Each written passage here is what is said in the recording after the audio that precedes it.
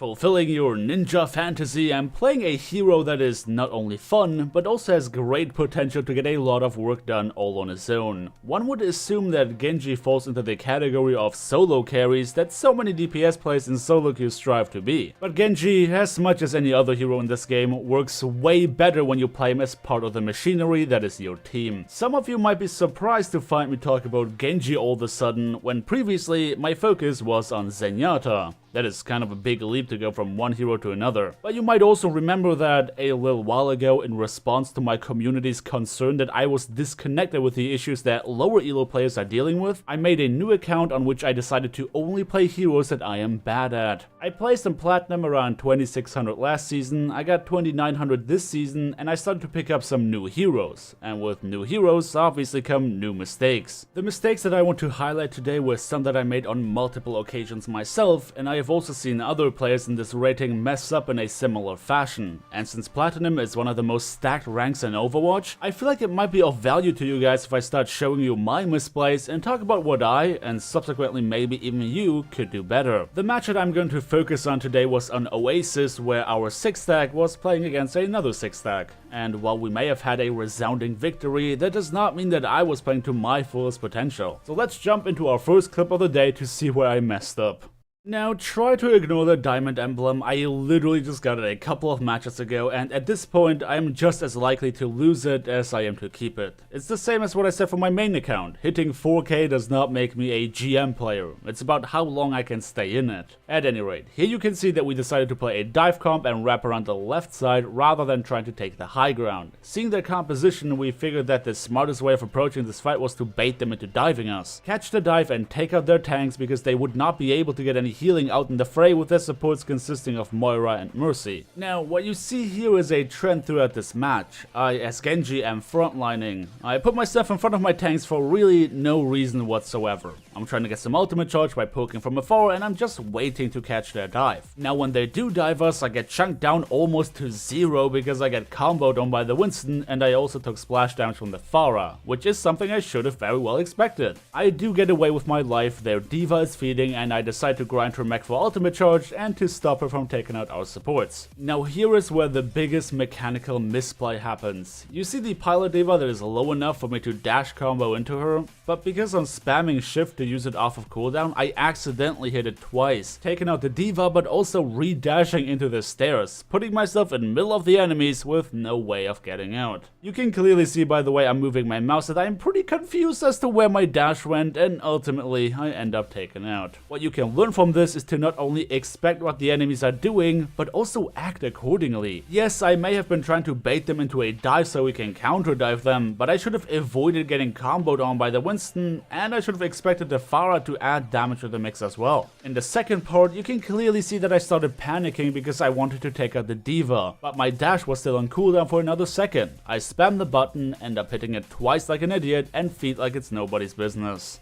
The next clip shows a similar story with us trying to catch their dive, rather than being the one diving first and allowing our supports to be taken out. Their Genji is the first to dive in, and our entire team turns around to take him out ASAP. Now look at this. Why on earth did I decide to pull out my Dragonblade? All I know is that there's a Winston on half HP and their D.Va is just kinda there. There is literally no reason for me to pull out my Dragonblade. I should use it when I see Moira use her Fade or when I spot Mercy use Guardian Angel so I can slice them up for secure kills. But instead, I am wasting an entire blade just grinding down D.Va's mech. Our Zenyatta used Transcendence, which means that nobody would have fallen anyway. We could have just taken out the Winston without any additional ultimates, making this a big waste on my side. Now, I do end up redeeming myself a bit by deflecting Pharah's barrage back into her and working together with my Winston to clean up the rest, but as it stands, that blade could have been a massive waste in solo queue. There's really not that much to say about clip number 3. I ignore my team's call to peel for the backline, arbitrarily take a 1v1 with the enemy soldier with all of my shots, and we end up losing the fight. Now, if I was any better at Genji, which I dare suggest some of you in Platinum very likely are, that soldier could have been an easy frag, but this is a lesson in gauging skill levels and confidence. This was my second day practicing Genji for our team. I should have just listened to the call and not take a 1v1 that I was not sure whether or not I could win it.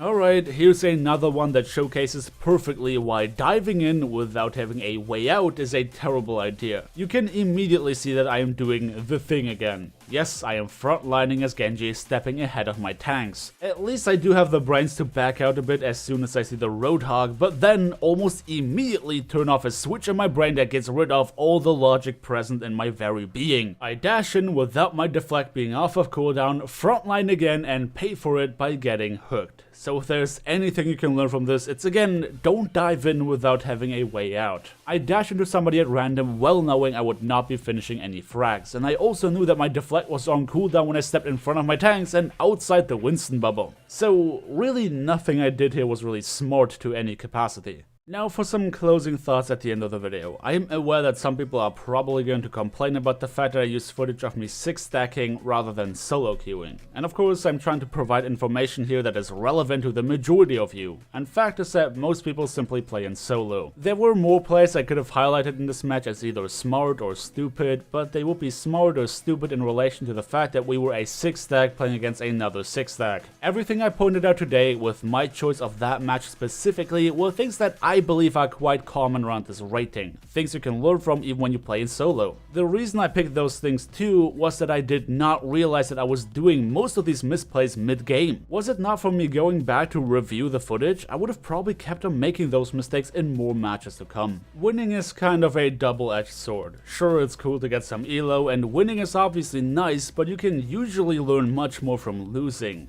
However, the tricky thing is catching yourself doing misplays in matches that you did win. So I said it in the past and here I say it again. Reviewing your own gameplay, if you have the PC horsepower and hard drive space to spare, is honestly the best way of getting better in my opinion. Honestly, 6-stacking kind of rekindled my love for Overwatch. Playing the game as it was meant to be played to win and lose as a team is just so much more fun than losing and winning to RNG. And it's also a great opportunity for me to practice heroes that I'm honestly not good on, giving me new perspectives on the point of view of more roles than just that of the off support. Eventually, I hope that I get enough experience with new heroes to fuel my starting point series to give you guys some helpful tips on how to pick up new heroes. The first of which on Zenyatta you can check out right now if you got nothing better to do. But I'm gonna call it a day here, so thank you everybody so much for watching. Don't forget to drop me a like on your way out if you enjoyed the video, subscribe if you wanna see more, and I hope to see you all next time.